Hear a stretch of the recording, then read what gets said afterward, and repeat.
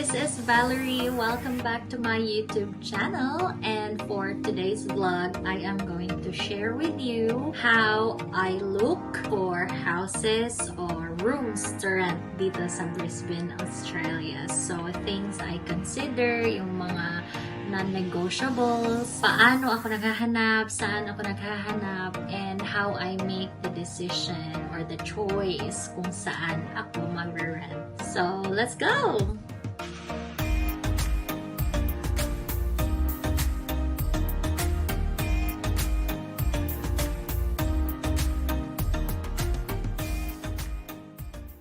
So, in this video, I'm gonna share with you kung paano ako naghanap ng room to rent before I got here, nung nasa Pilipinas pa lang ako, and yung difference kung paano ako naghanap ng room to rent nung nandito na ako. So, unahin natin yung nasa Pilipinas pa lang ako because it will be very helpful for, international students na papunta pa lang dito sa Australia, yung nagpa-process pa lang ng student visas nila dito sa Australia or even working visas. So, nung nasa Pilipinas pa lang ako, I only had the school, yun lang naman yung number one na parang meron pa tayo before kasi wala pa tayong job dito eh. So, yung kinonsider ko lang that time is yung kung gaano kalayo yung house to the school and back and what the transpo will be like. Ako kasi yung klase ng tao na ayoko ng maraming rides.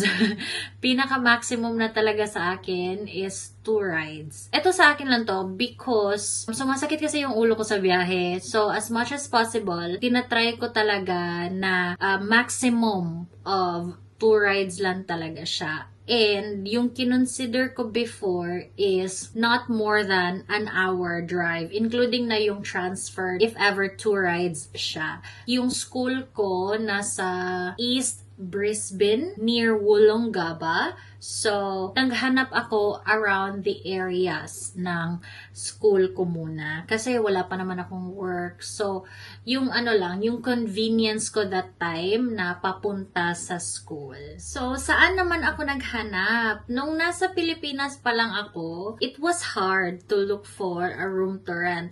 Mahirap siya kung wala kang relatives dito, wala kang friends, wala kang kakilala na pwedeng maghanap ng house for you or mag-recommend ng, place for you. I have friends here, pero yung house nila kasi na nirent din before is full na siya kasi room lang siya, parang shared accommodation.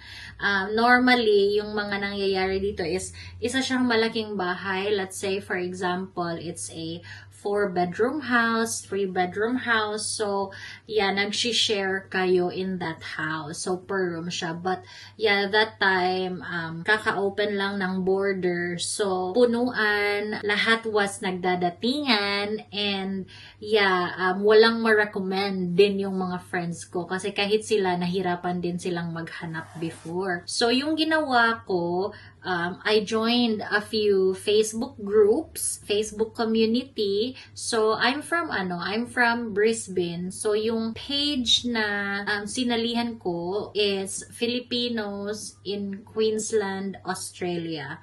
So, isa yun sa mga groups na sinalihan ko. And aside from that, kasi diba we always say na marami tayong mga naririnig na be careful of Filipinos kasi kapwa mo, ganun. Hindi naman lahat, but you know how we are. Like by nature ba, dun talaga tayo mas unang makikisama sa kalahi natin because yung alam mong mabibilong ka kaagad kasi hindi mo kailangan mag-adjust kasi culture ba. So you just need to get to know everyone around like sa house if ever you're going to be in a Filipino house pa din pagdating mo dito. May isang group din na Filipino students in Australia or Filipino international students in Australia. So, yun, nag-post ako doon. Naghanap din ako sa marketplace. Change ko yung location to Brisbane para yung radius is around dito sa Brisbane. May nababasa ako before na Gumtree, marami daw sa Gumtree. Yung mga main websites na realestate.com, Flatmates,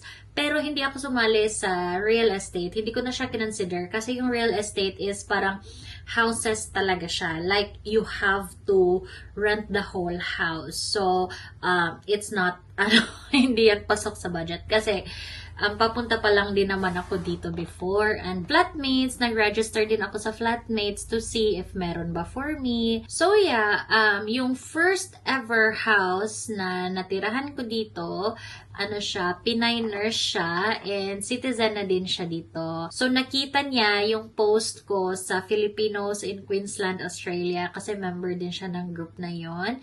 And, minessage niya ako na, hi, yung house kasi niya is a 2-bedroom unit. So, yung isang room niya spare. That's for her kids. Pero yung kids niya before, nasa Manila pa. So, parang naging vacant siya. And, sinabi niya na, okay, you can stay here in my place, you can rent the room. I got lucky sa part na hindi na niya ako pinadeposit and I can leave anytime I want.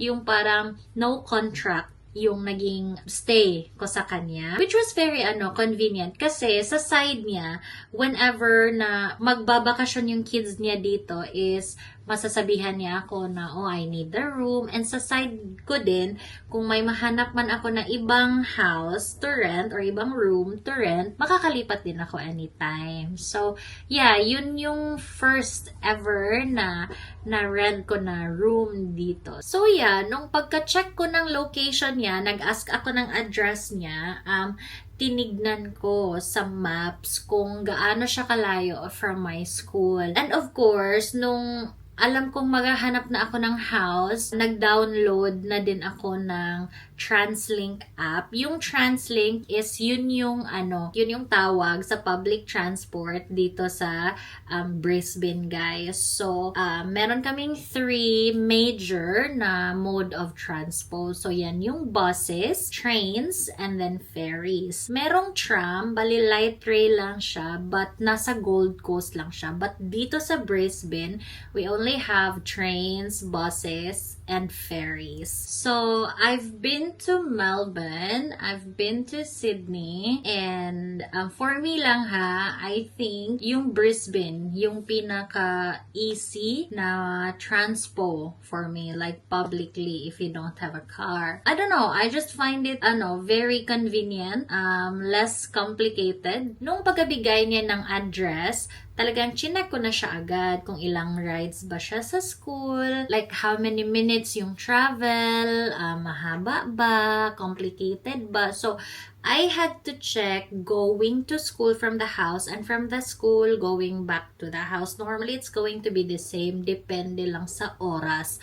So, that time, nag-go ako because dalawa yung pwedeng options ko. So, pwede ako mag-bus and pwede akong mag-ferry from the house. So, normally, pag maagang maaga, di ba rush hour sa daan, nagagamit ko yung ferry. Kasi sa ferry, walang traffic. Hindi siya madedelay kasi walang traffic sa river. Naging maganda yung transport. Tapos, nung kinumpare ko naman yung biyahe, ferry would only take me mga 40 minutes plus 5 minutes walk going to school from the ferry port. Kung bus, 2 rides siya, mga around 50 minutes, pero pwede pa yang humaba, depende kung gaano ka-traffic sa daan. So, sabi ko, okay lang, kasi at least, merong ferry na option. So, yun yung naging maganda, and yun yung isa sa mga major talaga na kinoconsider ko, yung biyahe, kasi ayoko talaga ng complicated na mga biyahe, yung mga mahahaba.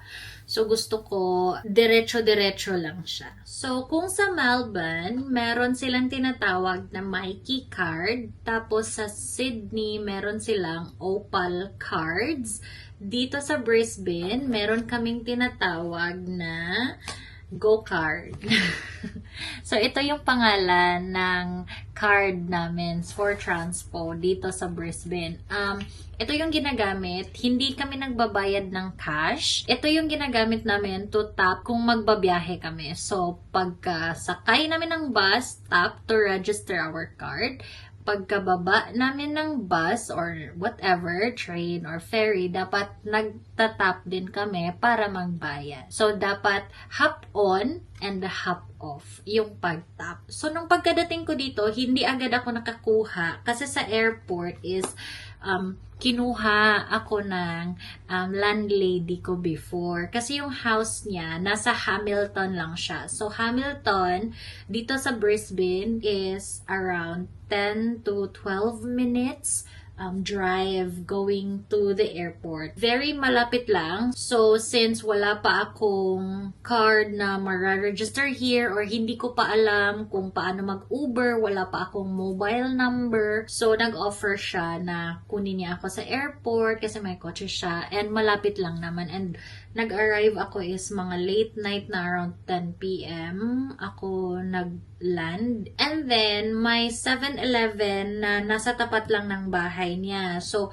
dun ako, the next day, bumili ng go-card. Kasi magbibili mo yung go-card, kung hindi sa airport, meron siya sa mga 7-Eleven. I'm not sure kung sa ibang convenience store meron siya, but meron siya sa 7-Eleven dito. Mabibili mo siya, tapos pwede kang mag-charge or pwede mo siyang i-recharge sa mga 7-Eleven stores, train stations, or minsan sa mga, major na bus stations. Meron silang nilalagay na parang machine to check your balance and to recharge na din. So yeah, before, I remember ang mahal-mahal pa ng fare. So every international student, talagang minimake sure namin na nag-a-apply kami for concession. Kasi I think before, talagang umaabot sa $3.50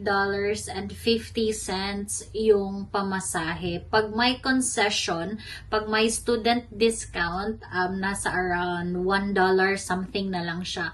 But ngayon, I think nagsimula last year, August of 2024, kasi super mahal ng cost of living, parang gumagawa ng paraan yung government na hindi kami masyadong mahirapan. Like, everyone here, para hindi kami mahirapan sa gastusin, talagang nag-flat rate sila ng fare, ginawa nilang 50 cents lahat, kahit saan ka mag-travel. Kasi before, depende sa distance ng biyahe mo, ang mahal guys. Like, I remember from Brisbane to Gold Coast na walang concession before, yung walang student discount, umaabot siya ng $10 na try ko. Umaabot siya ng mga $10.50. So, food na yan. So, yeah.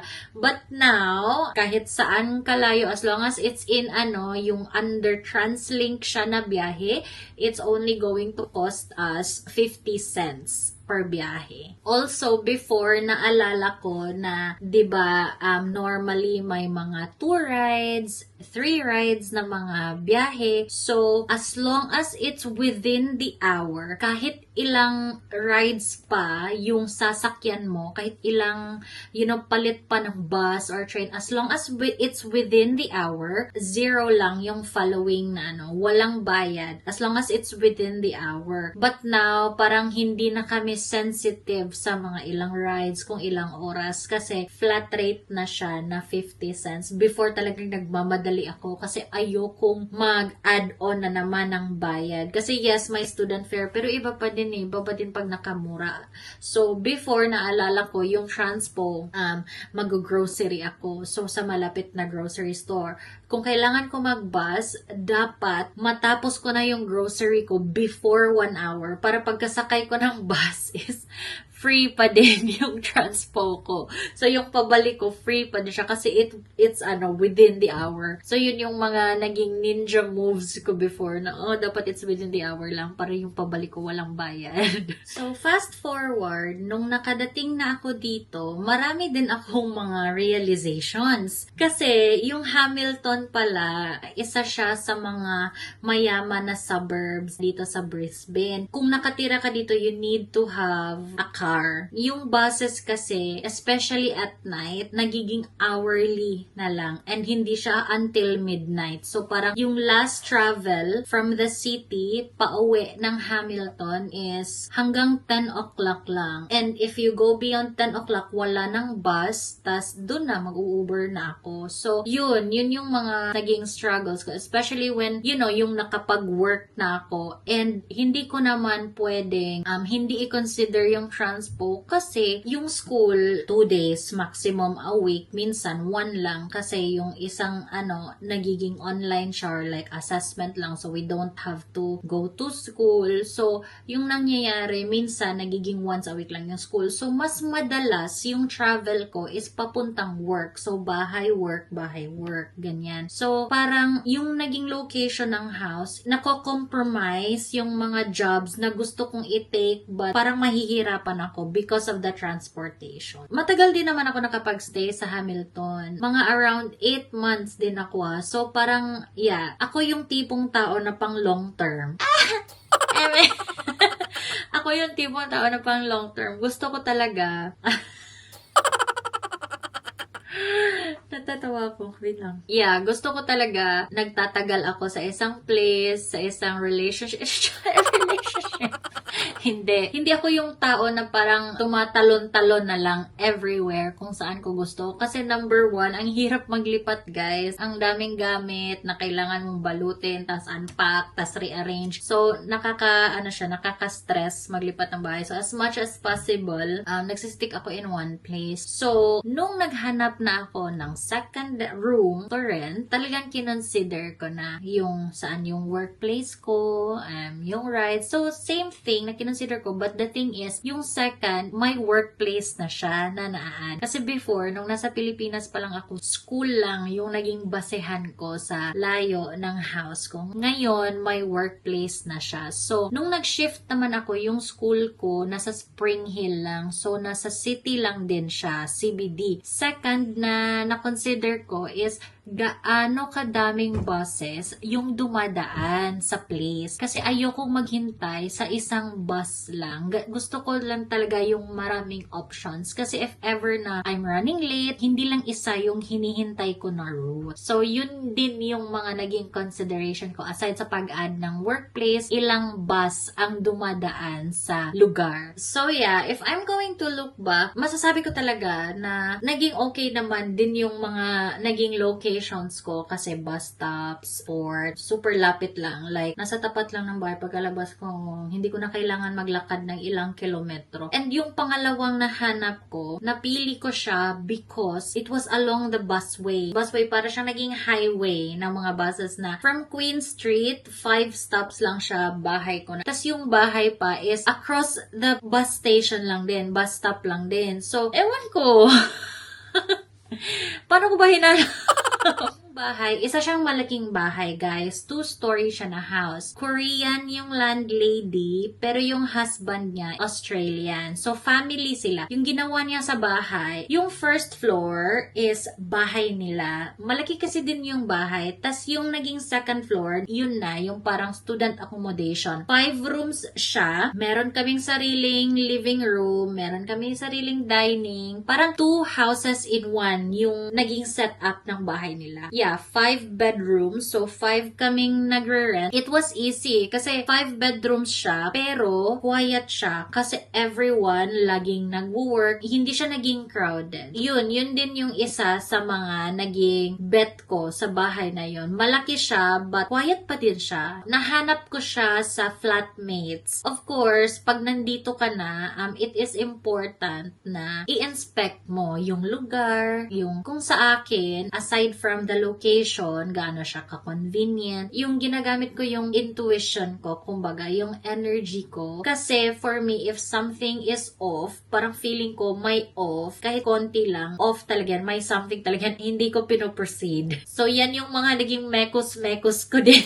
choosing places. Talagang finifeel ko yung bahay, nakikita ko ba yung self ko na nakatira dito, nakikita ko ba yung self ko to deal deal with this person, especially yung landlady. So yeah, it was good kasi naging okay. Hindi siya naging strict, especially when it comes to payment. Aside from that, yung sa location, maraming bus options. Yung Holland Park West na napili ko kasi it's going to be bus 160, 111, bus 555. So yung buses na ito, yun yung dumadaan sa busway. Yung Hamilton kasi, isang bus lang, bus 300 lang yung dumadaan papunta sa city, tas sa bahay, sa Hamilton. Sometimes, may nakikita kong 315, but most of the time, bus 300 lang yung nasasakyan ko na dumadaan talaga sa bahay ko before sa Hamilton. So, of course, yeah, napili ko siya. Yung supermarket na job ko before, tas yung aged care na naging isang building lang, from Holland Park West, magiging 2 rides na siya.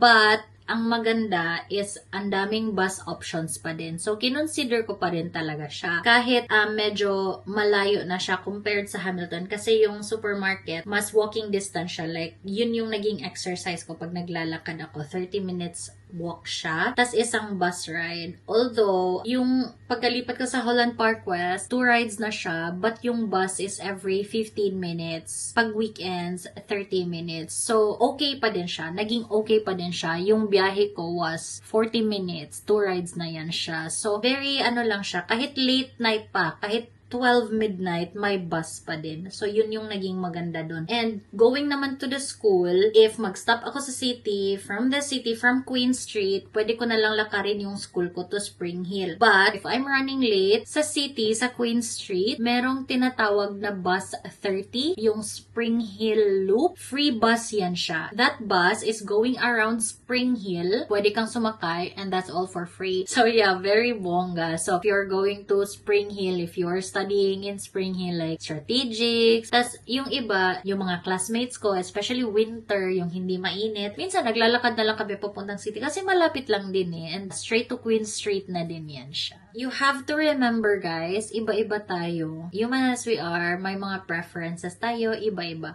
But super me, non-negotiable sa akin, number 1 talaga is gaano kalinis yung place. Kasi ayoko talaga ng madudumi na place. Talagang chine-check ko talaga kung malinis ba, yung environment. Of course, makikisama ka. So, alam ko sa sarili ko na marunong ako maglinis, naglilinis ako. So, yung ibang tao, ibang nagre-rent sa house, malinis ba? So, nung nag-inspect ako sa second house, before ako pumunta, binigyan na ako ng address. So, tinitignan ko talaga siya online, yung house, yung area ng house. So, sinesearch ko yung house sa Google. Mostly, lumalabas is nasa realestate.com siya. Yeah, isa yun sa pinakamalaki na website for properties dito sa Australia. Tinitignan ko siya. So, may idea na ako kung ano yung form ng house, yung area. Natitignan ko na siya sa Google Maps, kung saan siya banda, ganyan. Ako nagpe-pre-check